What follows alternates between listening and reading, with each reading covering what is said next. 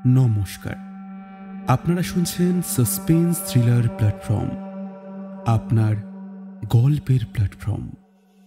আজ আপনারা শুনতে চলেছেন অর্ণব ঘোষের কলমে তারানাথ তান্ত্রিক ফ্যান ফিকশন ডার্কো।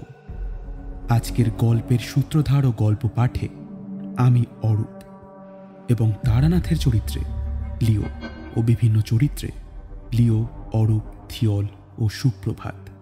তাহলে চলুন আর বেশি দেরি না করে শুরু করা যাক আজকের গল্প ডার্কো।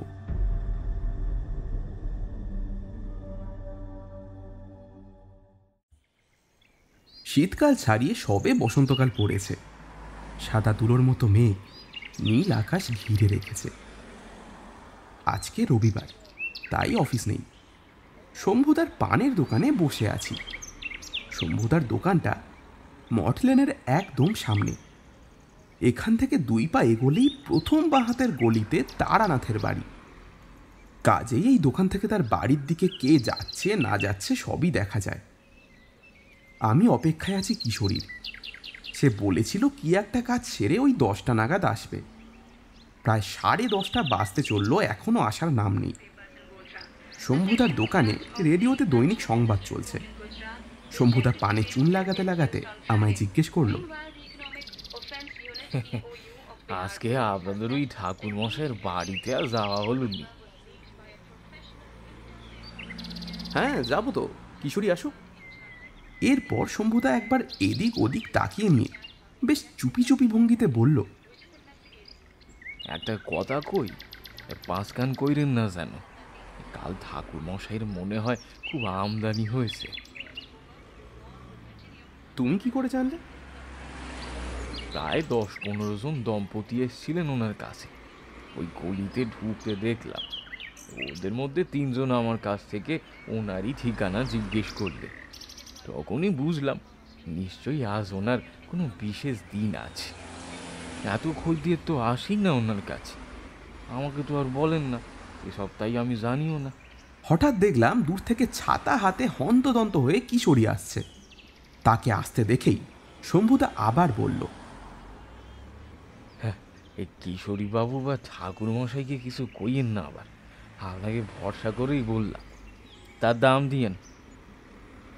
আমি একটা মুচকি হাসি হেসে বললাম, তোমার পান বানানো হলে দাও, আর একটা পাসিং শো দাও।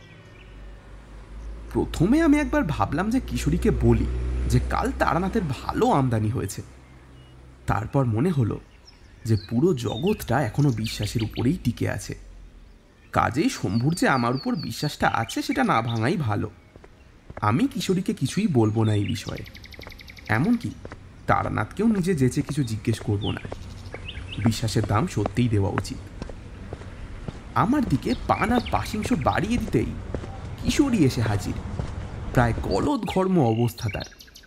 আমি পান মুখে দিয়ে বললাম, কি হে, এই বসন্তেও তুমি শরীরে শ্রাবণের ধারা বইয়ে দিয়েছো দেখছি।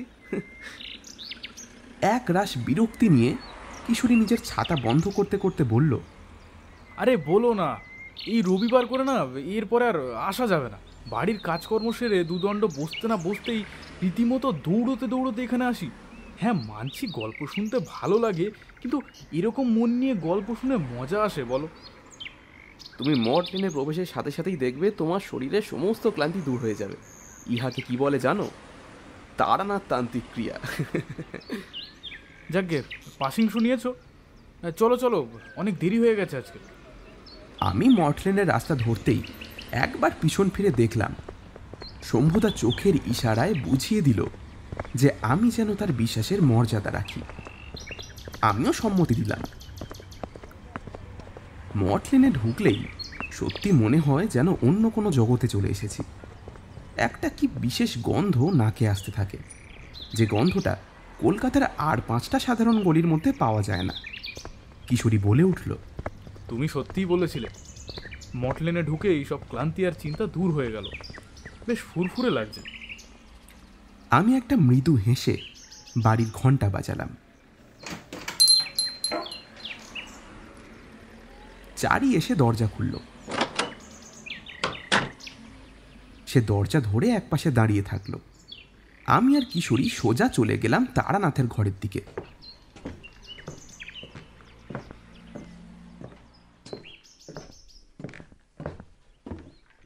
গিয়ে দেখলাম তারানাথ প্রায় 10-12টা লোহার বালা সামনে থেকে সরিয়ে অন্যত্র রাখছেন। আমি আর কিশোরী তার সামনে বসতে বসতে বললাম, এ কি ঠাকুর মশাই, এতগুলো লোহার বালা, কোনো বিশেষ পুজো হবে বুঝি? তারানাথ সেগুলো এক জায়গায় জড়ো করতে করতে ব্যস্ততার সাথেই উত্তর দিলেন, না না, পুজো কিসের আবার? ওগুলো কাল আমাকে কয়েকজন দিয়ে গেল। কেই বা এসব লোহার চাকতি আপনাকে দিয়ে গেল, আর এগুলোই বা কি বস্তু? মুখ তুলে কেবল একটা শব্দেই তারানাথ উত্তর দিলেন, ডার্গো।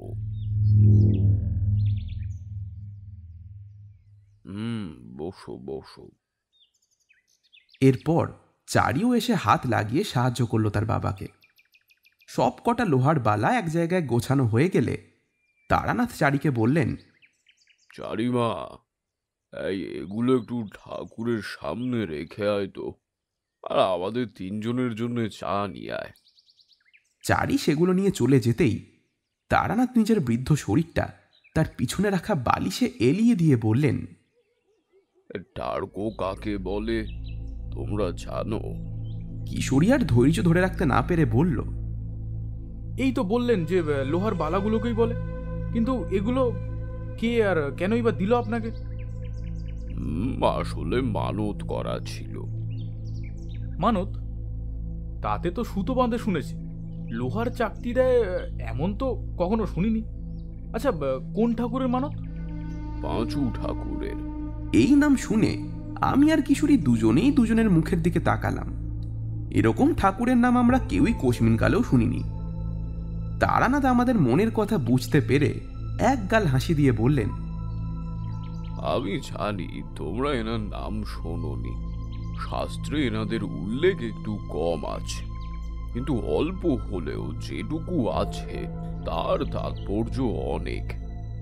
ইনি বাংলার একজন অত্যন্ত পুরাতন ভয়ানক লৌকিক দেবতা। তাহলে কি আজকে এনারই গল্প হবে তো?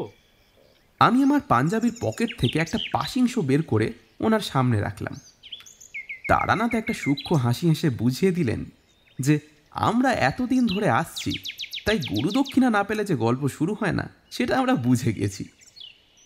একটা পাশিংশ ধরিয়ে এক রাশ ধোঁয়া নির্গত করে তারানাথ বলা শুরু করলেন, গল্প শুরুর আগে তোমাদের পাঁচু ঠাকুরের একটা মোটামুটি বর্ণনা আর এর কি কাজ সেটা বলে দেওয়া ভালো, নয়তো গল্প শোনার সময় ঠিক বুঝতে পারবে না।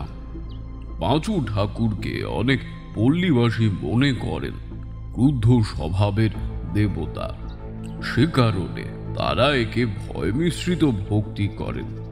এনার আকৃতি অতি ভয়াবহ এবং বিভৎস, পুরোপুরি আদিম ভাবাপন্ন। আদিম যুগের দেবকল্পনাও সেই অনুযায়ী মূর্তি গঠনের নিদর্শনের বর্তমান মূর্তির মধ্যে প্রায় অক্ষুণ্ণ অবস্থায় দেখা যায়। এনার গাত্রবর্ণ গাঢ় কৃষ্ণ বর্ণের, মাথায় জটা বা চুল ঝুঁটি করে বাঁধা থাকে, কোনো কোনো ক্ষেত্রে মাথার দুটো শিং দেখতে পাওয়া যায়, তবে সেটা খুবই বিরল। চোখ দুটো বেশ বড় বড় ও প্রায় গোলাকার এবং একটু লাল, কপালে তিলক ও পুরু ঠোঁট লাল রঙের, কানে গলায় হাতে নানারূপ গহনা, দেহের অনেক স্থানে সাদা বা লাল রঙের ফোঁটা লাগানো। ইনি সর্বদা এনার স্ত্রী বা শক্তির সাথেই থাকেন, লোকে তাকে পাঁচি ঠাকুরন বলে জানে। তিনিও স্বামীর সঙ্গে সর্বত্রই পুজো পান। পাঁচি ঠাকুরানীর গাত্রবর্ণ আসলে হলদে, সিঁথিতে সিঁদুর, গা ভরা গয়না, পরনে চওড়া লাল পাড় শাড়ি, সেটা অবশ্য হাঁটু পর্যন্ত। অনেকটা বিভিন্ন উপজাতি স্ত্রী লোকদের মতো তাকে দেখতে, চোখ গোলাকার নয়, তবে তার দাঁতগুলো বের করা অবস্থাতেই দেখা যায়। এই হলো মোটামুটি একটা ধারণা। এবার মূল গল্পে আসা যাক। এতক্ষণ পাঁচু ঠাকুরের বর্ণনা দিয়ে তারানাথ একটু থামলেন। এর মধ্যে চারিও 3 কাপ চা নিয়ে ঘরে প্রবেশ করল। আমাদের সামনে চা দিয়ে সে নিজেও বসলো তারানাথের পাশে। চায়ে এক চুমুক দিয়েই তারানাথ আবার বলা শুরু করলেন। এই ঘটনা আজ থেকে ঠিক 11 বছর আগের কথা। আমি তখন আমার ভ্রাম্যমাণ জীবনের একদম মাঝামাঝি সময় রয়েছি। এত নির্ভুল হিসেব কি করে দিলাম সেটা গল্পের মাঝেই তোমরা বুঝে যাবে।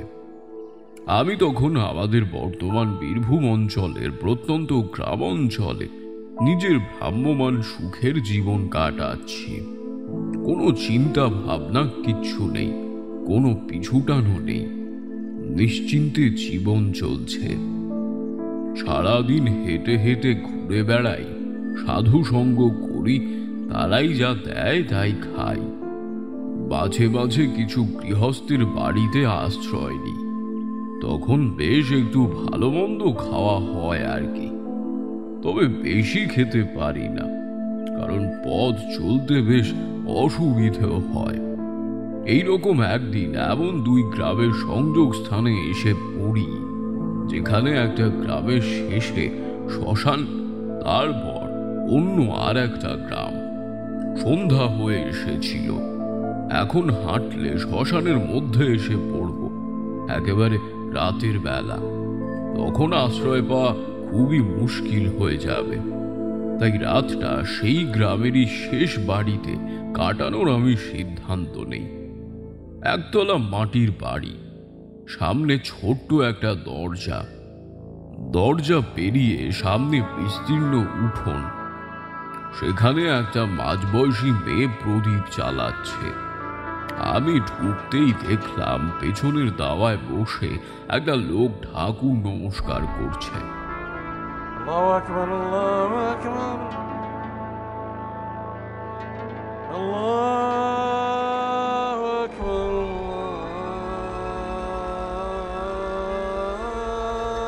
আমি কিছুক্ষণ অপেক্ষা করলাম।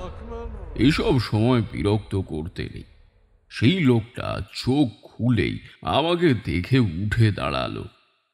আমার পরনে তখন কালো পোশাক, হাতে ত্রিশূল আর কমণ্ডলু। দেখে সে ভাবলো আমি বোধহয় কোনো কাপালি। সে সাথে সাথে হাত জড়ো করে বলল, খোদার বান্দা আপনাকে উপরওয়ালা পাঠিয়েছে আমাদের কাছে। আসুন ঠাকুর, আসুন, গরিব খানায় আসুন। আমি কিছুই বুঝতে পারলাম না। আমাকে ভগবান তাদের কাছে পাঠিয়েছে, এর অর্থ কি? আমি তৎক্ষণাৎ বললাম, আসলে আমি একজন সামান্য ভ্রাম্যমাণ ব্রাহ্মণ, পথে পথে ঘুরে বেড়াই। এই বাড়ির পরেই তো মহাশ্মশান, তাই ভাবলাম রাতটা আপনার বাড়িতে যদি আশ্রয় পাই আর কি। সে দাঁত দিয়ে জিভ কেটে বলল, হ্যাঁ খোদা, আপনি এত কেন ভাবছেন? আসুন আসুন, বসুন। আমি দাওয়ায় বসতেই সে আমার সামনে লুঙ্গি ভাঁজ করে বসে তার মেয়ের উদ্দেশ্যে বলল, এ রাধেয়া, এক ডাব সুলে আনদি কি, জলদি যা। সাথে সাথে মেয়েটা ঘরের ভিতর ঢুকে গেল। এরপর সে আমার দিকে ফিরে বলল, বলিয়ে ঠাকুর, আমার নাম কলিম শেখ আছে, একটা ছোট্ট কলাবাগান আছে আমার। আমি তারানাথ চক্রবর্তী, কিন্তু আপনি আমাকে দেখেই তখন ওরকম উত্তেজিত হয়ে পড়লেন কেন? হব না সে কি, আপনার যে আসার কথাই ছিল। আমি ঘাবড়ে গেলাম। এ আবার কেমন কথা? আমি কিছুই বুঝতে পারছি না। তাকে আবার জিজ্ঞেস করলাম, আপনি আমাকে দয়া করে একটু খুলে বলবেন? আমি তো কিছুই বুঝতে পারছি না। ইতিমধ্যে তার কন্যা একটা ডাব ছুলে তার শ্বাস এবং জল আমাকে দিয়ে গেল। আমি তার মাথায় হাত রেখে বললাম, ভারী লক্ষ্মীমন্ত মেয়ে তোমার। কি যেন নাম বললে? রাধেয়া। দীর্ঘজীবী হও মা, দীর্ঘজীবী হও। জল পান শেষ করেই আমি আবার জিজ্ঞেস করলাম, হ্যাঁ, কি যেন বলছিলে? কালিম শেখ। এবার গামছা দিয়ে তার কপাল মুছে বলল, আমি পুরা ব্যাপার ঠিক সে জানি না। আমাদের এই গ্রামের পরেই শ্মশান আছে, তারপরেই আছে দেওলপাড়া গ্রাম। সেখানের ঘটনা শুনেছি বছর দেড়েক আগে সেখানের কোনো তান্ত্রিক পূজারীকে ওই সাহেবেরা পাথর পূজার জন্য বহুত মেরেছিল আর শেষে জিন্দা জ্বালিয়ে দিয়েছিল। তখনই সে নাকি অভিশাপ দিয়ে গেছিল যে জব তক না অন্য কোনো তান্ত্রিক এসে তার আধুরা কাম পুরা করছে, গ্রাম কে গাম মর কে শেষ হয়ে যায়গা। তাদের সেই গ্রাম তো প্রায় খতমের মুখে। শুনেছি ওরা ভয়ে কেউ বাচ্চা নিতে চায় না। এরপর সেই মারকে ধীরে ধীরে ছড়িয়ে নাকি আমাদের গ্রামে এসে যাবে। ভালো হয়েছে আপ আমাদের গ্রামে কিছু শুরু হওয়ার আগেই এসে গেছেন, এখন আর কোনো ডর নেই। সে থামলে আমি একটা শ্বাস খেতে খেতে বললাম, কিন্তু আমি এসব কিছু না জেনেই এসেছি। অবশ্য হ্যাঁ, আমার আশাতে যদি কোনো সাহায্য হয় এবং কোনো অভিশাপ যদি দূর হয়, তাহলে আমি অবশ্যই চেষ্টা করব। সে দুহাত মাথায় ঠেকিয়ে আমাকে প্রণাম করে বলল, আমি জানতাম আপ মানা করবেন না। আমি কালই আপনাকে নিয়ে যাব ওই গ্রামে। আজকে রাতটা আমার এখানে বিশ্রাম নেন, রাতে দুধ মুড়ি কলা আর বাতাসা খিলাতে পারবো। আপনার অসুবিধে হবে জানি, তাও ওইটুকুই সামর্থ্য আমার। তোমরা তো জানোই আমার খাওয়ার বিষয়ে অত বাজবিচার নেই। আতিথেয়তায় মনের সারল্য এবং আন্তরিকতাই আসল, বাকি তো নিমিত্ত মাত্র। তাই তাকে আশ্বস্ত করে বললাম, আমার ওতেই হবে। রাতে এমনিতেও বেশি কিছু খাই না আমি। আরও কিছু গল্প করে আমার সন্ধেটা ওখানে কাটিয়ে দিলাম। তবে আমার মনে একটাই প্রশ্ন ঘুরতে থাকলো, কি এমন কারণে কোনো ব্রিটিশ সাহেব একজন পূজারীকে জ্যান্ত চালিয়ে দেবে? সামান্য মূর্তি পুজো নিয়ে এত বাড়াবাড়ি হওয়ার কারণ কি? সেটা অবশ্য কাল ওই গ্রামে গেলেই হয়তো আমি জানতে পারব। খাওয়া দাওয়ার পর রাতে ঘুম আমার বেশ ভালোই হলো। নিচু ঘাট আর দক্ষিণে খোলা জানালার বাতাস অনেক দিন পরে বেশ আরামের ঘুম উপহার দিল। তবে সেদিন আমি ঘুমের মধ্যে একটা অদ্ভুত স্বপ্ন দেখেছিলাম। স্বপ্নে আমি দেখতে পেয়েছিলাম আকাশ থেকে অসংখ্য লোহার চাকতি মাটিতে পড়ছে, আর অনেক লোকজন সেগুলোকে পাগলের মতো কুড়িয়ে বেড়াচ্ছে। যে যতগুলো পারছে তুলছে। তখন এরকম স্বপ্ন বেশ অর্থহীন বলেই মনে হয়েছিল, কিন্তু আজ তার মাহাত্ম্য আমি বুঝতে পারি। এখন ভাবলে বুঝতে পারি যে ভগবান আমাকে বোঝাতেই চাইছিলেন যে সত্যি তারই ইচ্ছেতে আমি এখানে এসে উপস্থিত হয়েছি।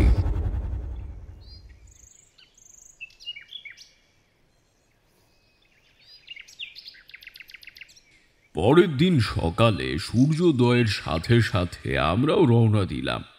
কালিম তার মেয়েকে বলল, রাধেয়া, বাড়িঘর দায়িখা রাখ।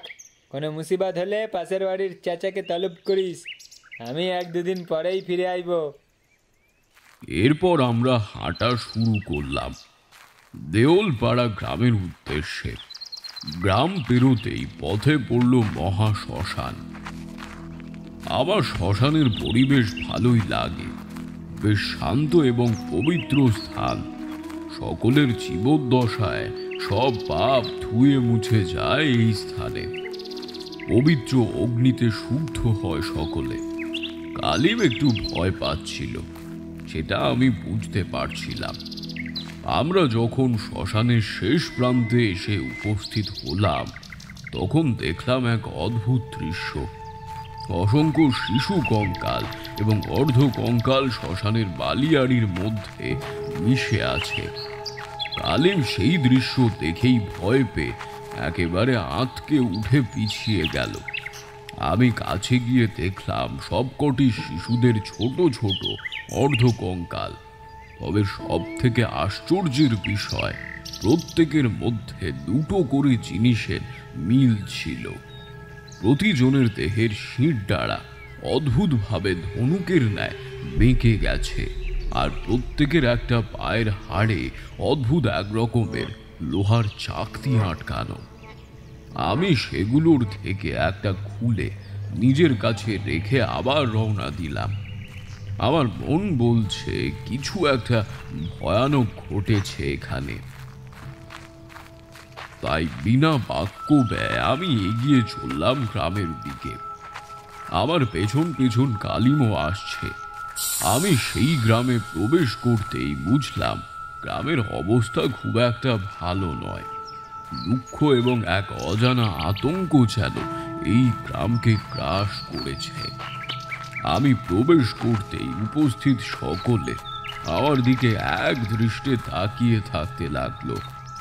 আমার মনে হলো আমার বেশভূষা দেখে তাদের মুখে ফুটে ওঠা একটা আলোর রেখা যেন আমি দেখতে পেলাম। আমি হাঁটতে হাঁটতে গ্রামের মাঝখানে এলাম। দেখলাম গ্রামের প্রায় অনেকেই আমাকে ঘিরে দাঁড়িয়েছে। আমি তাদের উদ্দেশ্য করে সেই লোহার চাকতি তুলে ধরে বেশ ধীর এবং শান্ত কণ্ঠেই বললাম, আমি আপনাদের সাহায্য করতেই এখানে এসেছি, কিন্তু আপনাদের সাহায্যের জন্য আগে আপনাদেরকে আমাকে পুরো ঘটনাটা বলতে হবে। আমি তখনই আপনাদের জন্য ব্যবস্থা করতে পারবো। এই চাকতির কথা, আপনাদের সন্তানের কথা, সেই মৃত কাপালিকের কথা। এই শেষ কথাটা শুনেই সকলের মধ্যে একটা ভয়ের ছাপ আমি লক্ষ্য করলাম। আমি ওদের আবার আশ্বস্ত করে বললাম, ভয় নেই, আমাকে সব খুলে বললে আপনাদের সমস্যা দূর করতে আমার কোনো অসুবিধা হবে না। তখন তাদের মধ্যে একটা প্রবীণ ভদ্রলোক কাস্তে কাস্তে এগিয়ে এলেন আমার সামনে। পরনে একটা সাদা ধুতি এবং পাতলা জামা ও গায়ে চড়ানো একটা চাদর, হাতে একটা চলার সুবিধের জন্যে লাঠি। তিনি সকলের মধ্যে থেকে ভাঙা ভাঙা কণ্ঠে বললেন, আপনি আমার সাথে আসুন, আমি আগে আপনাকে একটা জায়গায় নিয়ে যাই। যেহেতু আপনি ব্রাহ্মণ এবং আপনাকে দেখে অনুমান করে নিচ্ছি যে আপনি তান্ত্রিক, তাই এই কাজ করতে কোনো অসুবিধে নেই। আসুন আসুন। প্রবীণ ভদ্রলোক কোনো রকম উত্তরের অপেক্ষা না করে এগিয়ে গেলেন সামনের দিকে। আমি কোনো কথা না বলে তার পেছন পেছন হাঁটতে লাগলাম।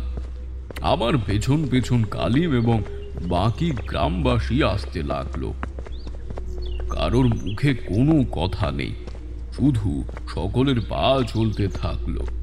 হাঁটতে হাঁটতে আমরা গ্রামের একটা বিস্তীর্ণ মাঠের মতো অংশে এসে উপস্থিত হলাম। খোলা জায়গায় গাছগাছালি পরিপূর্ণ, আর সামনে অনেকগুলো বড় বড় পাথরের গুহা রয়েছে। তবে সবকটি গুহার মুখ বন্ধ করা আছে বড় বড় পাথর দিয়ে।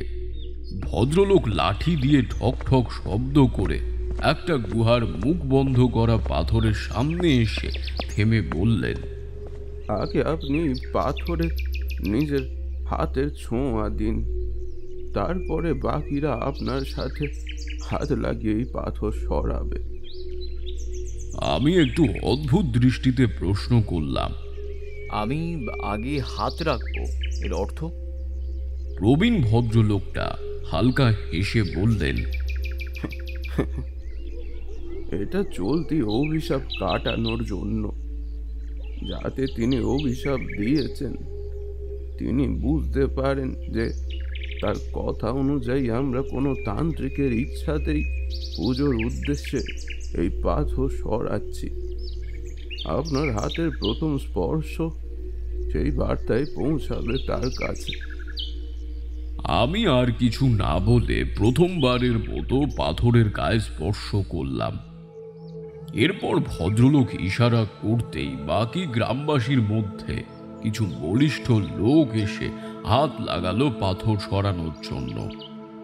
কিছুক্ষণ সমবেত চেষ্টার পরে পাথরটি ধীরে ধীরে গুহার মুখ থেকে সরিয়ে দেওয়া হলো, আর সেটা ছড়াতেই এক নিশ্ছিদ্র জমাট অন্ধকার আমাদের সাদরে অভ্যর্থনা জানালো। সূর্যের আলো বহুদিন পর গুহার ভিতর প্রবেশ করল, কিন্তু সেটা বেশি সুদূর প্রসারী হলো না। কাজেই গ্রামের দুজন লোক দুটো শুকনো গাছের ডাল আগুন জ্বালিয়ে মশালের মতো বানিয়ে দিল। একটা মশাল এরপর সেই বৃদ্ধ ভদ্রলোকের হাতে তুলে দেওয়া হলো। তিনি সেটি নিয়ে তাকে অনুসরণ করতে বললেন। এরপর তিনি ভেতরে ঢুকলে আমি, কালিব আর দুজন লোক আমাদের সাথে সাথে অন্য আর একটা মশাল নিয়ে এগোতে থাকলাম।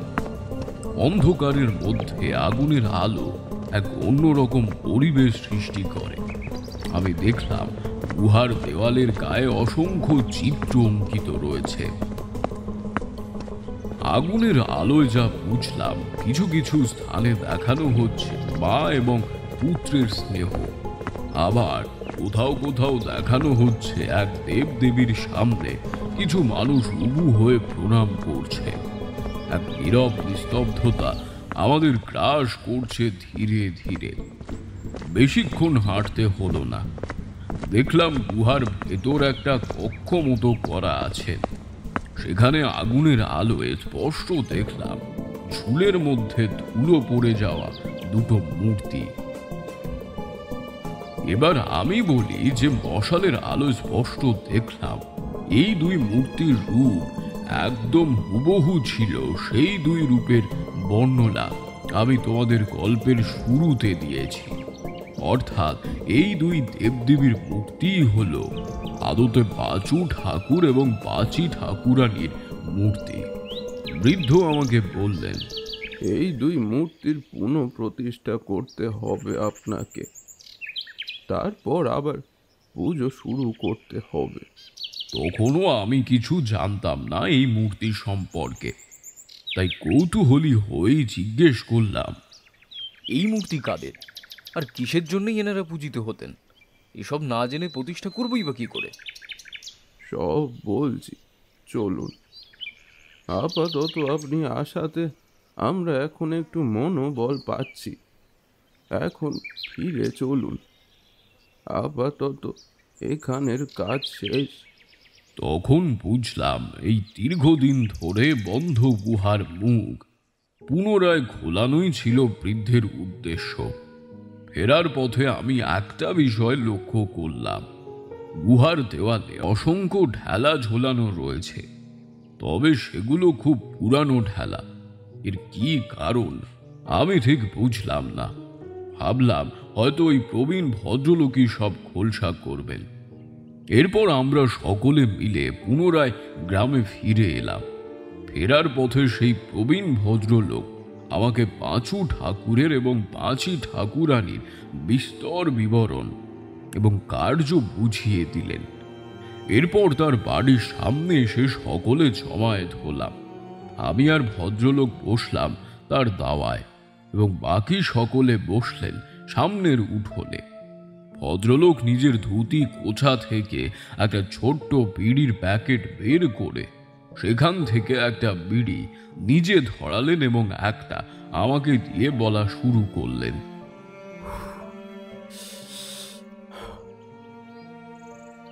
আমার নাম নিবারণ সাহা। আমি একজন কুমোর। আমরা বংশগতভাবেই ওই কাজ করি। ওই দুই মূর্তি আমার পিতামহের তৈরি। ওই দুই মূর্তি হলো পাঁচু ঠাকুর এবং পাঁচি ঠাকুর রানীর। পাঁচু ঠাকুর হলেন শিশু রক্ষা এবং মরকের দেবতা, অত্যাধিক হিংস্র এবং ভয়াবহ। ওনার শক্তির মূল উৎস ওনার স্ত্রী, তাই তার পাশাপাশি তার স্ত্রীকেও পুজো করার পদ্ধতি আছে। বহু বছর পূর্বে আমাদের গ্রামের নবজাতকদের শৈশবকালে এক অদ্ভুত রোগ দেখা দিয়েছিল। তাদের শরীরের শির দ্বারা অদ্ভুতভাবে ধনুকের মতো বেঁকে যেতে লাগলো। সেই রোগ ধীরে ধীরে সম্পূর্ণ শরীর দুর্বল করে দিত এবং ধীরে ধীরে সেই সব শিশুরা মৃত্যুর কোলে ঢলে পড়ত। আমাদের দাদুর সময় এই রোগকে বলা হতো পেঁচোয় ধরা বা পুয়ে পাওয়া। এই রোগকে বর্তমানের ডাক্তারি ভাষায় বলা হয় ধনুষ্টঙ্কার। ওই তৎকালীন গ্রামের মানুষদের বিশ্বাস, উদরস্থ ভ্রূণকে রক্ষা করেন এই পাঁচু ঠাকুর।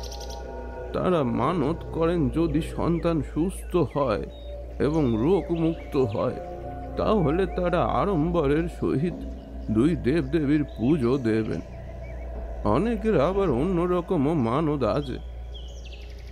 আপনি হয়তো খেয়াল করেছেন গুহার গায়ে অনেক ঢেলা ঝুলছে, ওগুলো তাদের মানদেরই অংশ। তাদের বিশ্বাস ওই ঢেলা দেবতার দৃষ্টিগোচর হলে তিনি ভ্রূণ বা রুগ্ন শিশুকে রক্ষা করবেন। এক নাগাড়ে এতগুলো কথা বলায় তিনি একটু কাশতে থাকলেন। কালিম সাথে সাথে এক ঘটি জল ওনার দিকে এগিয়ে দিল। আমি মনে মনে ভাবলাম, যাক, একটা জিনিস অন্তত না জিজ্ঞেস করতেই জানা গেল। আমি এবার ঝোলা থেকে সেই লোহার চাকতি বের করে দেখিয়ে জিজ্ঞেস করলাম, এই জিনিসটা বাচ্চাদের পায়ে পড়ানো হয় কেন? নিবারণ বাবু একটা ছোট্ট হাসি হেসে হাতে ধরা পিঁড়িতে শেষ টান দিতে সেটা মাটিতে পা দিয়ে মিশিয়ে দিয়ে বললেন, ওটাকে বলা হয় ডার্কো। এটা অন্য একটা মানদেরই অংশ।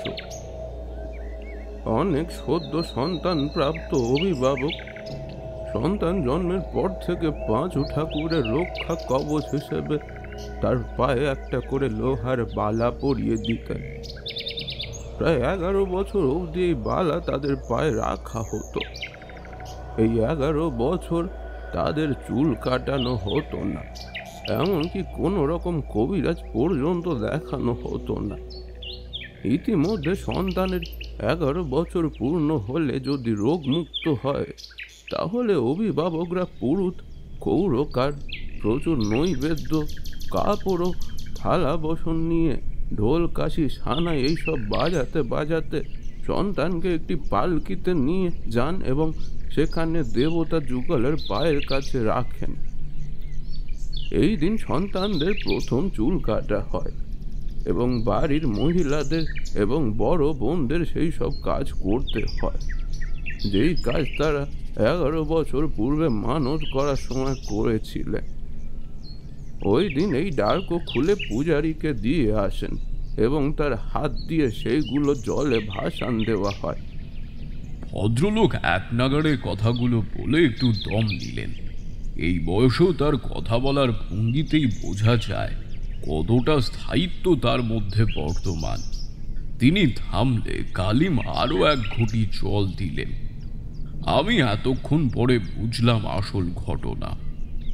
এবার আমার এটা জানা জরুরি যে কি এমন ঘটল বছর 1.5 আগে যে সম্পূর্ণ গ্রামটা প্রায় অভিশপ্ত হয়ে উঠল। তাই আমি নিচু কণ্ঠে প্রশ্ন করলাম, তাহলে 1.5 বছর আগে এমন কি অসম ঘটনা ঘটলো যে কোনো কাপালিক পূজারীকে? একটা দীর্ঘশ্বাস ফেলে ভদ্রলোক আবার বলা শুরু করলেন,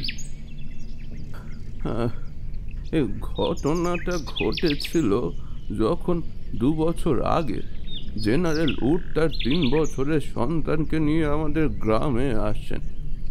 তিনি গ্রামে আসেন একটা কারখানা তৈরি করতে। তিনি আসার পরেই আমরা তাকে সাদরে গ্রহণ করি। তার সন্তানের নামে আমরা পুজো করতে চাই, আর এতেই তার সম্মানে আঘাত লাগে। তিনি সাহেবী মানুষ। আমাদের মতো মানুষদের কথা আর আমাদের পুজো, আমাদের বিশ্বাস সব কিছুতেই তিনি অন্ধবিশ্বাসের ছোঁয়া দেখতে পান। আর তবুও যদি তিনি আমাদের বিশ্বাসে মত দিতেন, তাহলে যদি বাইরের কেউ এই কথা জেনে যেত, তাহলে তার সম্মান বিদেশের মাটিতে মিশে যেত। কিন্তু তিনি বুঝলেন না পাঁচু ঠাকুরের রোষানল কি ভয়ঙ্কর। তিনি হুকুম জারি করে দিলেন, গ্রামের কেউ আর এইসব মূর্তি পূজা করবেন না। তিনি ডাক্তার ডেকে এনে আমাদের বাচ্চাদের চিকিৎসা করানোর কথা বললেন। ফলে বন্ধ হয়ে যায় পুজো। আর ঠিক তার 3 মাস পরেই যার ভয় ছিল সেটাই হলো। গ্রামে একসাথে 3 জনের ছোট সন্তানের ধনুষ্টঙ্কা ধরা পড়ল। জেনারেল উডের কাছে খবর গেলে তিনি ডাক্তার নিয়ে আসেন, কিন্তু ডাক্তারের চিকিৎসায় কিছুই হলো না। এবারে আমি নিবারণ বাবুর চোখে অল্প অল্প জল দেখতে পেলাম। তার ভাঙা ভাঙা কণ্ঠ এবার যেন ধরে আসছে।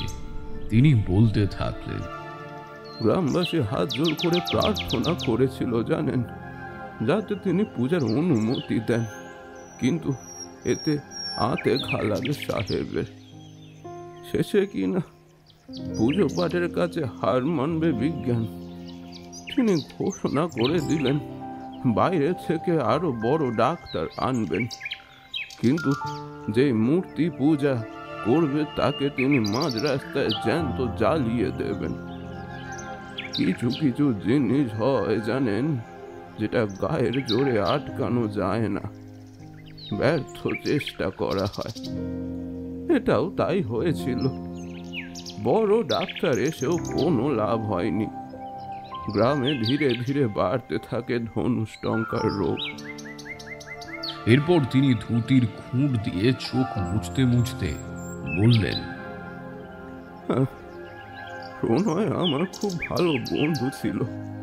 বয়সে ছোট হলেও আমার সাথে ওর বন্ধুর মতোই মিশত। ওই পুজো করতো 5 ঠাকুরের, তন্ত্র সাধনা করত, তবে মধ্যমানের সাধনা। আমার যতদূর ধারণা আছে, যা দিয়ে লোকের ভালো করা যায় সেই সব সাধনাই ও করত। কোনোদিন কারোর ক্ষতিও করেনি। ও 4 বছরের ছোট ছেলে যখন ধনুষ্টঙ্কা ধরা পড়ল, তখন প্রায় পাগলের মতো হয়ে গেছিল। শেষে একদিন চুপি চুপি আমাকে বলেছিল ও গোপনে গিয়ে পুজো দিয়ে আসবে, রাতের অন্ধকারে যাবে, পুজো দেবে, চলে আসবে। আমি সম্মতি দিলেও আমার বেশ ভয় লাগছিল, যদি ধরা পড়ে যায় তাহলে তো। আমি ওকে বললাম যে দেখো, এত ঝুঁকি নিয়ে কাজ করো না, ধরা পড়লে। কিন্তু ওর মাথায় জেদ চেপে গেছিল। আমাকে থামিয়ে দিয়ে বলল, চোখের সামনে মারা যাবে আমার ছেলেটা, আর আমি বসে বসে দেখবো। কিচ্ছু হবে না, কিচ্ছু হবে না, তুমি শুধু মুখটা বন্ধ রেখো। ওর সেদিন রাতেই যাওয়ার কথা ছিল। আমার ঘুম আসছিল না কিছুতেই। যত রাত বাড়ছিল, আমার ভিতরটা ভয়ে আর চিন্তায় অস্থির হয়ে উঠছিল। ঠিক মাঝ রাতের পূর্বে পূর্বে একটা বিকট শোরগোল শোনা গেল। আমি বুঝে গেলাম যে প্রণয় ধরা পড়ে গেছে। চোখের জল কোনো মতে ধরে রেখে বাইরে বেরোলাম। দেখলাম অনেক বন্দুকধারী পুলিশ এসে আমাদের গ্রামের মাঝে গোল করে দাঁড়িয়েছে, আর গ্রামের মাঝ রাস্তায় একটা বড় পিলার পোতা হয়েছে। একটু পরে জেনারেল উড এলেন, আর সাথে আরো 4 জন পুলিশ দড়ি দিয়ে বেঁধে টানতে টানতে নিয়ে এলো প্রণয়কে। ওর সারা শরীর অকথ্য অত্যাচারের চিহ্ন, রক্তে ভেসে যাচ্ছে ওর মুখ, জামা কাপড়ে অজস্র ছেঁড়া ফাটা চিহ্ন। জেনারেল উডের একটা হাতে কাঁটাওয়ালা চাবুক। বুঝলাম সম্ভবত ওইটা দিয়েই অত্যাচার চলেছে প্রণয়ের উপর। জেনারেল উড বললেন তার বারণ সত্ত্বেও এই ব্যক্তি প্রকোষ্ঠে ঢুকে পূজা দিচ্ছিলেন, কিন্তু দুর্ভাগ্যবশত আগুনের ধোঁয়ায় সেটা ওনারা বুঝতে পেরে গেছিলেন। অতএব শর্ত অনুযায়ী তাকে জ্যান্ত জ্বালানো হবে, এই পিলারের সাথেই বেঁধে। এই বলেই তিনি সেই চাবুক দিয়ে আবার আঘাত করতে থাকেন প্রণয়কে।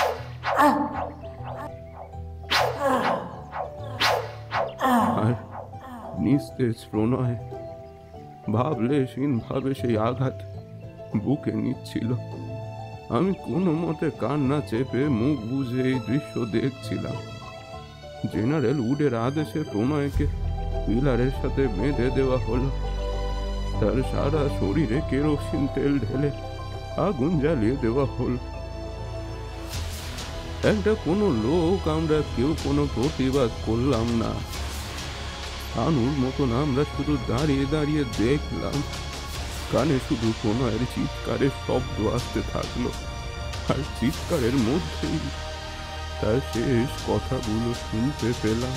যতদিন না কোনো তান্ত্রিক পূজারী আবার এই দেবতার প্রতিষ্ঠা করে পুজো করছেন, ততদিন এই গ্রামে কোনো নবজন্ম সন্তান সুস্থভাবে বাঁচবে না। এই আমার অভিশাপ রইল।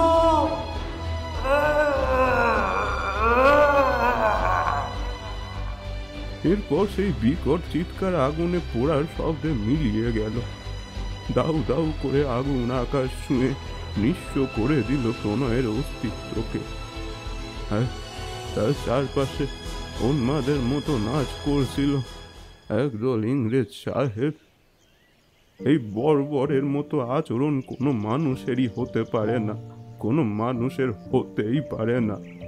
ওরা ছিল পশু, কিন্তু তবুও আমরা ছিলাম নির্বাক। আমি ওই দৃশ্য বেশিক্ষণ দেখতে পারলাম না। ঘরে ফিরে দরজা বন্ধ করে কাস্তে কাস্তে চোখের জল মুছে নিয়ে একটু বিরতি নিলেন নিবারণ বাবু। আমি তার দিকে এবার জলের ঘটিটা এগিয়ে দিয়ে বললাম, প্রণয়বাবুর ক্রোধ শুধু ইংরেজদের উপর নয়, আপনাদের কাপুরুষতার বিরুদ্ধেও তার ক্রোধ। তাই আপনাদের উপর সে প্রতিশোধ নিতে চাইছে। সেদিনকার আপনাদের সেই নীরবতা আজকের হাহাকারের সমতুল্য। সাহেবের এরপর কি অবস্থা হয়েছিল? প্রণয়কে নির্মমভাবে হত্যা করার পরে তিনি তার লোক দিয়ে পাথর দিয়ে গুহার মুখ বন্ধ করে দিয়েছিলেন, যাতে কেউ আর সহজে প্রকোষ্ঠে প্রবেশ না করতে পারে। কিন্তু সাহেব নিজেই এই অপকর্মের ফল পেয়েছিলেন। প্রণয়ের মৃত্যুর পরে প্রায় 2 সপ্তাহের মধ্যেই সাহেবের ছোট্ট সন্তান আক্রান্ত হয় ধনুষ্টঙ্কার রোগে। সাহেবের নিজের আনা ডাক্তার বিশেষজ্ঞের কোনো পরামর্শেই কাজ এলো না। প্রাণে বাঁচল না তার সন্তান। লজ্জায় অপমানে এই গ্রাম ত্যাগ করে তিনি চলে গেলেন। তারপর থেকে গ্রামে যত বাচ্চা জন্মেছে তাদের ঢার্ক প্রদান করিয়েও কোনো লাভ হয়নি। তারা সকলেই ধনুষ্টঙ্কার রোগে নিজেদের প্রাণ হারায়। আর এরপর ধীরে ধীরে আমাদের গ্রামের পরিবেশটাই যেন বদলে যায়। সুন্দর হাসি খুশি গ্রামটা কেমন শ্মশান হয়ে যায় ঠাকুর, কেমন শ্মশান হয়ে যায়। ডুকরে ডুকরে কেঁদে ওঠেন নিবারণ বাবু। আমি দেখলাম পরিবেশটা বেশ থমথমে হয়ে গেছে। আসলে আমাদের দেশে যখন ব্রিটিশ শাসন ছিল, তখন তাদের মধ্যে কেউ কেউ মূর্তি পূজার ঘোর বিরোধী ছিলেন। আমাদের দেশের মানুষদের যে ঐতিহ্য, ভক্তির আধার, মনকে একাগ্র চিত্র করে রাখার কৌশল, সেটা ব্রিটিশরা বদলে ফেলতে চাইছিল। বিজ্ঞানের দ্বারা প্রকৃতিতে অনেক সময় প্রভাব ফেলা যায় ঠিকই, কিন্তু প্রকৃতি চাইলে এমন কিছু কার্য করতে পারে যা আগামী 100 বছরের বিজ্ঞানও তা প্রমাণ করতে পারবে না। এই ঘটনা তারই উদাহরণ। ঠিক পুজো বন্ধ হওয়ার পরেই আবার কেন মহামারী দেখা দিল বলতে পারো? এগুলো পৃথিবীর কোনো বিজ্ঞান প্রমাণ করতে পারবে না। এগুলো পুরোপুরি মানুষের বিশ্বাসের উপর নির্ভরশীল। আমি স্থির করলাম গ্রামটা পুরোপুরি নিঃস্ব হওয়ার হাত থেকে রক্ষা করব। তার জন্যে আমাকে আবার এই 2 মূর্তির পুনঃপ্রতিষ্ঠা করে তাদের পুজো করতে হবে। আমি নিবারণবাবুকে আশ্বস্ত করে বললাম, আমি সব কিছুর ব্যবস্থা করে নিয়ে যাব, আপনাদের কোনো চিন্তা নেই। আপনাদের গ্রাম আবার আগের মতো হাসি খুশি হয়ে উঠবে। সকলের মুখে একটা আশার আলো দেখতে পেলাম। নিবারণবাবু চোখ মুছতে মুছতে বললেন, কবে পুজো করবেন ঠাকুর? আজকে তো মঙ্গলবার, শুভশ্র শীঘ্রম। প্রতিষ্ঠার জন্য মঙ্গল এবং শনিবারের বিকল্প কোনো দিন হয় না। আজ রাতেই করব। পুনঃপ্রতিষ্ঠার জন্য আমি বলবো আপনারা প্রকোষ্ঠ সংলগ্ন অঞ্চল ভালো করে পরিষ্কার করে জল দিয়ে ধুয়ে রাখুন। আমি সন্ধে নাগাদ গিয়ে পুজোয় বসবো। আমার কথায় সকলের মধ্যেই একটা নতুন উদ্যম দেখা দিল। তারা সকলে একসাথে ছুট লাগালো গুহার উদ্দেশ্যে। এখন শুধু কালিম, আমি আর নিবারণ বাবু বসে আছি। আমি তাকে জিজ্ঞেস করলাম, আচ্ছা, পুজোর জন্যই প্রয়োজনীয় সামগ্রী কোথায় পাবো? বদনের কাছে আপনি পুজোর সব সামগ্রী পেয়ে যাবেন। ওর এক ধারে সব কিছুর দোকান। দেওলপাড়া গ্রামে ওই একটাই দোকান এখনো টিম টিম করে চলছে। পলাহার থেকে শুরু করে ফুল, চন্দন, মিষ্টি সবই পেয়ে যাবেন। বেশ, তাহলে আমাকে নিয়ে চলুন ওই দোকানে। আমি সকলের উত্তেজনার মধ্যেও নিবারণ বাবুর মধ্যে এক অদ্ভুত নিস্তেজ ভাব লক্ষ্য করলাম। তার মধ্যে খুশির কোনো উন্মাদনা নেই। হয়তো তার বন্ধুর কথা মনে করে তার মন খারাপ হয়ে আছে। কিছুক্ষণ হাঁটার পর আমি আর নিবারণ বাবু এলাম বদনের দোকানের সামনে। লোকটা মাঝারি বয়সের, মাথায় টাক, রোগা চেহারা, একটা সবুজ গেঞ্জি আর ধুতি পরে বসে আছে। নিবারণ বাবু দোকানের সামনে গিয়েই বললেন, এই কি রে বদন, এই দোকানপাট কেমন চলছে? আর কেমনে চলবে বলো, মন্দার সময় যেমন চলা তেমনই চলছে। কবে যে একটু সুদিন আসবে কে জানে। এবারে ভালো সময় আসবে রে বদন। এই যে ঠাকুর মশাই খুব বড় মাপের তান্ত্রিক, ইনি পুজো করবেন আবার আজকে রাতে। বদন চোখ বড় বড় করে আমার দিকে তাকিয়ে আমাকে দোকান থেকে প্রণাম করে বলল, তাই? অনেক ধন্যবাদ ঠাকুর আপনাকে। আপনি সাক্ষাৎ ভগবান। আপনাকে ভগবানই পাঠিয়েছেন আমাদের রক্ষা করার জন্য। নিবারণ বাবু একটু হেসে বললেন, ঠিক আছে ঠিক আছে, এখন পুজোর উপকরণগুলো সব। পুরো কথাটা শেষ করতে পারলেন না নিবারণ বাবু। হঠাৎ অস্বাভাবিকভাবে কাশতে লাগলেন। তিনি প্রায় বুক ধরেই বসে পড়েন ওই স্থানে। আমি সাথে সাথে তার হাতটা ধরে ফেলি। তিনি কাশতে কাশতে মুখ থেকে থুতু ফেললেন, আর তাতে দেখলাম অল্প কিছু রক্ত তার মুখ থেকে বেরোচ্ছে। নিবারণ বাবু একটু ধাতস্থ হয়ে বললেন, মনে হয় আমার সময় শেষের মুখে। পুজোর সরঞ্জামগুলো। আর কথা বলতে পারলেন না তিনি। তার কষ্ট হচ্ছে। ইশারায় বুঝিয়ে দিলেন বদনকে সব কিছু দিয়ে দিতে। বদন পুজোর জন্যে যা যা জিনিস লাগবে সব একটা ব্যাগে পুরে আমার হাতে দিয়ে দিল। আমি এরপর ধরে ধরে নিবারণ বাবুকে তার বাড়ি এনে তার খাটে শুইয়ে দিলাম। নিবারণ বাবু আমার হাত ধরে বললেন, ভালো করে পুজো করবেন ঠাকুর, আমাদের গ্রামের শেষ ভরসা আপনি। আপনি নিশ্চিন্তে থাকুন, আর একটু বিশ্রাম নিন। কালিম এতক্ষণে সেই ব্যাগ থেকে জিনিসপত্র বের করতে শুরু করেছে এক এক করে। আমি সেখানে এসে দাঁড়াতেই কালিম বলল, বহুত সামান আছে ঠাকুর। ডাব, সিন্দুর, তেল, চন্দন, চিরা, গুড়, কলা, দই, মিষ্টি, বাতাসা, ফুল, চারটে লোহার চাকতি আর একটা খড়গ। খড়গ? খড়গ দিয়ে কি হবে? আমি দেখলাম কথাটা শেষ হওয়ার সাথে সাথেই বদন একটা বড় ছাগল নিয়ে নিবারণ বাবুর বাড়ির দরজা দিয়ে ঢুকছে। সে বলল, পাঁচু ঠাকুরকে তো আমিষ নিরামিষ এই দুই প্রকারের নৈবেদ্যই তো দেওয়া হয়। আগে 3টে ছাগ বলি যেত, আপনি এখন একটাই দেন। এখন একসাথে 3টে ছাগ বলি দেওয়ার মতো তো আমাদের সামর্থ্য নাই। আমি বরাবরই প্রাণী হত্যার বিষয় একটু ইতস্তত করি। এই রীতি কি না মানলেই নয়? আপনাদের অস্তিত্ব যেমন আপনাদের কাছে জরুরি, ঠিক ওদের অস্তিত্বও কিন্তু জরুরি। আর তাছাড়া এমন কোনো কারণ আছে যাতে বলতে পারেন যে বলি না হলে পুজো হবে না? আমরা তো সামান্য মানুষ, অত কিছু জানি না। তবে সেরকম কোনো কারণ আছে কি না সেটা ঠিক। আমি তখন মনে মনে ভাবলাম, বলি এরা দেবেই, এটা তাদের মনের চিন্তা ভাবনা, কিন্তু আমি থাকতে এই বলি আমি দিতে দেব না। তাই কায়দা করেই বললাম, এক কাজ করি, আমি তো আজকের আপনাদের ঢেলার ডার্গো প্রতিষ্ঠা করে যাব, আর আপনাদের মধ্যে একজনকে আমি এই মন্দিরের পুজোর দায়িত্ব দিয়ে যাব। আপনারা 11 বছর পরেই যদি আপনাদের সন্তান রোগমুক্ত এবং সুস্থ থাকে, তাহলে তখন আপনারা দেবতাকে ছাগ বলি দেবেন। আজ আমায় আমার মতো পুজো করতে দিন। আমি না হয় ভক্তি ভরে আপনাদের দেবতাকে নিরামিষ ভোগই দিলাম। মনের ভক্তি তো আসল জিনিস।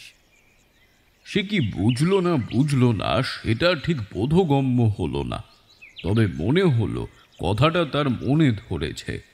সে ছাগ নিয়ে ফিরত চলে গেল। কালিম আমার দিকে চেয়ে বলল, आप एक बार गुहार सामने থেকে ঘুরে আসুন, দেখে আসেন সব ঠিকঠাক আছে কিনা। আমি সব ঠিক করে রাখছি, আর কিছু খানা বানিয়েও রাখছি। ঠিক আছে, আর তুমি নিবারণ বাবুর খেয়াল রেখো, কেমন? এই বলে আমি দেখতে গেলাম পুজোর তোড়জোড় কেমন চলছে। গিয়েই দেখলাম বেশ ভালোই আয়োজন করেছে। গুহার সামনেটা ফুল দিয়ে সাজানো হয়েছে। সামনের মাঠের মতো অংশ জল দিয়ে ধোয়া হয়েছে। একদল লোক গুহার ভেতরের অংশ পরিষ্কার করছে। তাদের ভক্তি দেখে সত্যিই মনটা জুড়িয়ে গেল। আমি সেই মুহূর্তেই ফিরে এলাম নিবারণের বাড়িতে। দুপুরের খাবার খেয়ে আমি কালিম আর নিবারণ বাবু একটু জিরিয়ে নিলাম। নিবারণ বাবু এখন একটু ভালো আছেন, কিন্তু খুবই দুর্বল। আমি ওনাকে শুধু একটা প্রশ্ন করেছিলাম, নিবারণ বাবু, যদি দয়া করে কষ্ট করে বলেন যে এই পুজোর ভারপ্রাপ্ত পূজারী কে হতে পারে, তাহলে বেশ উপকার হয়। তিনি বেশ ধীর কণ্ঠে উত্তর দিলেন, সাধারণত কোনো কাপালিক বা তান্ত্রিক পূজারই সব থেকে উপযুক্ত। তবে সেরকম কেউ না থাকলে গ্রামের প্রধান যিনি তিনি করতে পারেন।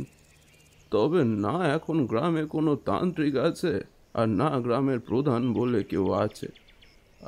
এরা ছাড়া আর কারোর অধিকার নেই?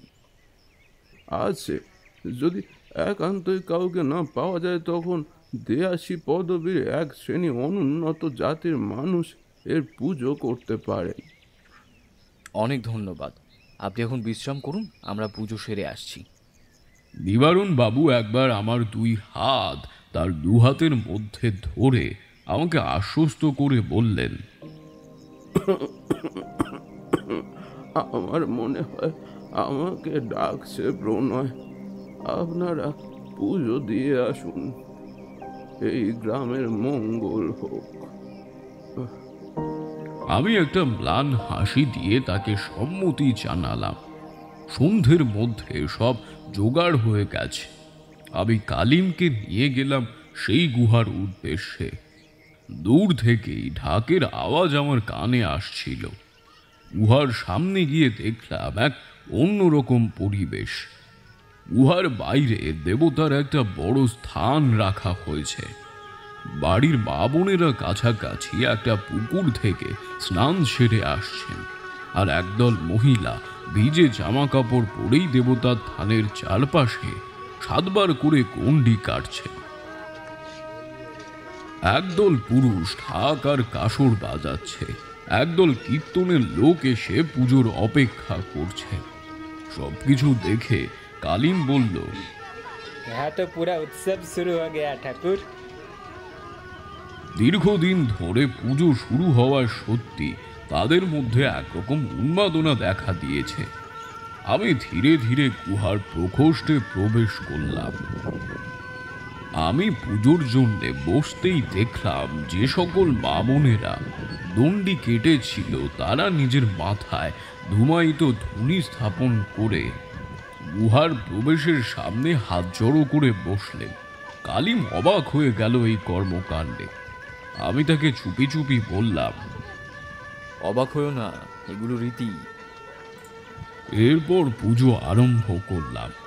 পাঁচু ঠাকুরের বিশেষ কোনো পুজো পদ্ধতি বা মন্ত্রতন্ত্র নেই, তবে বিশেষ ক্ষেত্রে এনাকে দেবদেবীদের অনুচর বা পুত্র হিসেবে কল্পনা করা হয়। তাই প্রথমে ভগবান শিবের পুজো এবং তারপর পাঁচু ঠাকুরের পুজো সম্পন্ন হয়। এছাড়া আরো অনেক পুজো পদ্ধতি আছে, তবে একটা মন্ত্র পাঁচু ঠাকুরের পুজোর জন্য অতি প্রয়োজনীয়। সেটি হলো পাঁচু ঠাকুরের মঙ্গল কাব্যের অন্তর্গত। এই মন্ত্রের অর্থ পাঁচু ঠাকুরকে পঞ্চানন হিসেবে পুনঃপ্রতিষ্ঠা করানো হলো। পঞ্চানন হলো পাঁচু ঠাকুরের শিশু রক্ষার রূপ। আমি আমার জানা নিয়ম অনুযায়ী পুজো করতে আরম্ভ করলাম। নৈবেদ্য ও ফলাহার দান করে যজ্ঞ সম্পন্ন করলাম। এরপর আসল কাজ, থানের উপর গ্রামবাসীদের নিয়ে আসা মানত করা ঢেলা আর ডাড়কো বেঁধে দিলাম। সব শেষে তাদের এক বিশেষ রীতি চোখে পড়ল। ওনারা দীর্ঘদিন ধরে নিজের জমানো অর্থের থেকে কিছুটা তুলে রাখেন মুদা বাঁধা পয়সা হিসেবে। একে বলা হয় দেবতার উদ্দেশ্যে সঞ্চিত অর্থ। এই 1.5 বছর পুজো বন্ধ থাকলেও এক না একদিন কেউ আসবেন পুজো শুরু করতে, এই আশায় তারা অর্থ জমিয়ে রেখেছেন। সেই পরিমাণ অর্থ তারা দান করলেন দেবতার উদ্দেশ্যে। সবশেষে প্রসাদ বিতরণ হলো, সম্পূর্ণ ফলাহার প্রসাদ। যেহেতু আমি আমিষ খাদ্য প্রদান করিনি, আমি একটু প্রসাদ নিবারণ বাবুর জন্য নিয়ে নিয়েছিলাম। পুজো শেষ হলেও কীর্তন শুনলাম কিছুক্ষণ। এরপর রাত বাড়লে প্রসাদ নিয়ে আমি আর কালিম যখন নিবারণ বাবুর বাড়ি এলাম, তখন দেখলাম তিনি খাটে শুয়ে আছেন। তাকে ডাকতে ডাকতেই দেখলাম শরীর অসাড়, একেবারে নিস্তেজ। চোখের মণিগুলো টেনে খুলে দেখলাম, না, কোনো নাড়ির সাড়া পাওয়া যাচ্ছে না। গত হয়েছেন তিনি বুঝতেই পেরেছিলেন যে তার সময় আসন্ন। আমার এখন মনে হয় উনি বেঁচেই ছিলেন কেবলমাত্র এই গ্রামকে এই মড়কের হাত থেকে রক্ষা করার জন্যে। তিনি আমার মতোই কারোর অপেক্ষাতেই বেঁচে ছিলেন। আমি আসলে তার প্রিয় প্রণয় তাকে নিয়ে চলে গেল। আমি অল্প প্রসাদ তার ঠোঁটের উপর দিয়ে দিলাম। শেষ আহার সম্পন্ন হলো নিবারণ কুমারের। সেদিন সারা রাত আমার ঢাক, ঢোল এবং কাসরের আওয়াজ শুনছিলাম। আমি আর কালিম বসেছিলাম নিবারণ বাবুর মৃতদেহকে আঁকলে।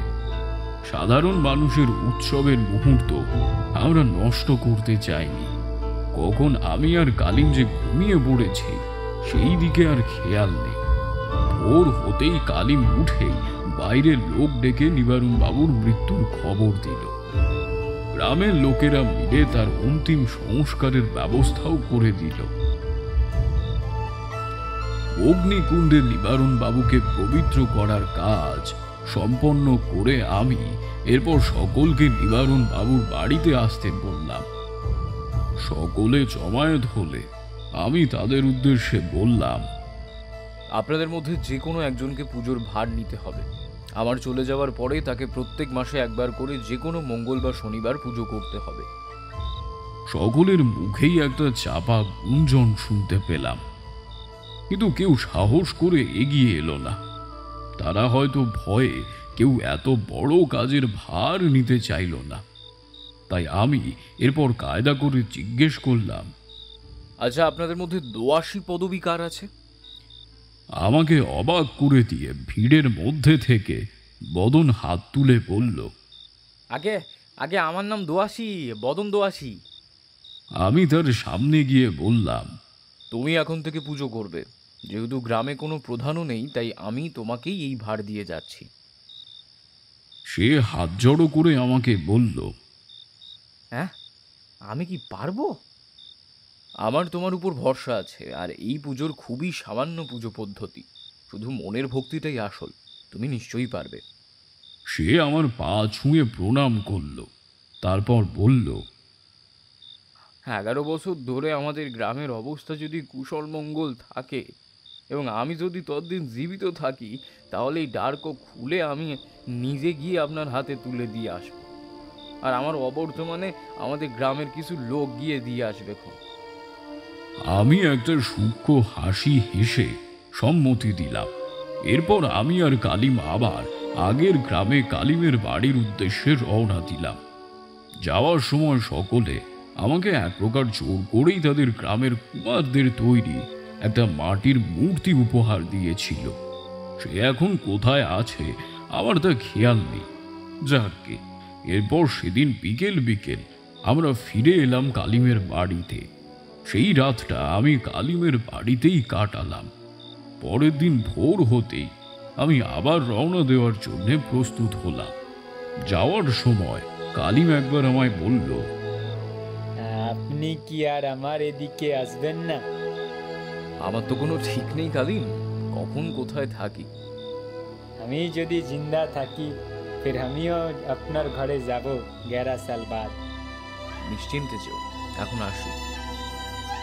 দেওয়ালপাড়া না গিয়ে সম্পূর্ণ অন্য রাস্তা ধরে অন্য কোনো অজানা উদ্দেশ্যে আমি আবার আমার রওনা দেওয়া শুরু করলাম কোনো নতুন অভিজ্ঞতার খোঁজে।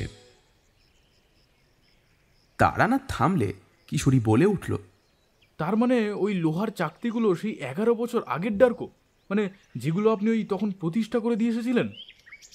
হ্যাঁ, কাল সেই গ্রাম থেকে কয়েকজন এসে আমাকে এগুলো দিয়ে গেল। আর এটা বলল যে সেই বদন দোয়াশি নাকি মারা গেছে বছর 2 হলো। আর শুনলাম কালিমও নাকি নেই। 5 বছর আগে তারও মৃত্যু হয়েছে। তবে সেই গ্রামের অবস্থা নাকি এখন খুবই ভালো। সকলের সন্তান সুস্থ সবল এবং রোগমুক্তভাবে বেড়ে উঠছে। শুনে মনটা শান্তি পেল। তাহলে এখন ওগুলো কি করবেন? আজকে বিকেলে গিয়ে গঙ্গা এটা ভাসিয়ে দিয়ে আসবো। গল্প শেষ হলে আমি আর কিশোরী তারানাথ আর চারিকে বিদায় জানিয়ে বেরিয়ে এলাম। আবার কবে আসবো ঠিক নেই। আমি মনে মনে নিজের মধ্যেই একবার বললাম, পৃথিবীতে যে কত অদ্ভুত জিনিস আছে যা আমরা এখনো জানি না। কিশোরী সেদিকে কান না দিয়ে হন্তদন্ত হয়ে বলল, আজ জেনে কাজ নেই আর। শোনো, আমি এখন না বাড়ি যাব না, বুঝলে? একটু কাজ আছে জরুরি। তুমি চলে যাও, পরশু আবার দেখা হবে। অতঃপর কিশোরী মটলেন থেকে বেরিয়েই উল্টো দিকে রাস্তা ধরে হাঁটা শুরু করলো। আমি আবার গিয়ে শম্ভুদার দোকানে বসলাম। রেডিওটা এখনো চলছে। বেঞ্চে বসতেই সে আবার জিজ্ঞেস করলো, আপনি আপনি ওনাদের কিছু বলেননি তো? আমি তাকে আশ্বস্ত করে বললাম, না, কিছু বলিনি। 1 কাপ চা দাও। দিচ্ছি দিচ্ছি। তো ঠাকুরমশাইয়ের কালকে ভালো রোজগার হয়েছে বললো তো? আমি শুধু এক গাল হেসে ঘাড় নেড়ে বললাম, হ্যাঁ, সত্যিই অনেক রোজগার হয়েছে। আপনারা এতক্ষণ শুনছিলেন অর্ণব ঘোষের কলমে তারানাথ তান্ত্রিকের ফ্যান ফিকশন ডার্কো। গল্পটি আপনাদের কেমন লাগলো তা আমাদেরকে নিচে কমেন্ট সেকশনে জানাতে ভুলবেন না। এবং এখনও যদি আমাদের চ্যানেলটিকে সাবস্ক্রাইব না করে থাকেন, প্লিজ তাড়াতাড়ি সাবস্ক্রাইব করুন, কারণ আপনাদের একটি সাবস্ক্রিপশন আমাদেরকে এগিয়ে যেতে অনেক সাহায্য করে। তাহলে আজকের জন্য এই পর্যন্তই। আবার ফিরে আসবো আরও নতুন নতুন গল্প নিয়ে। শুনতে থাকুন সাসপেন্স থ্রিলার প্ল্যাটফর্ম, আপনার গল্পের প্ল্যাটফর্ম।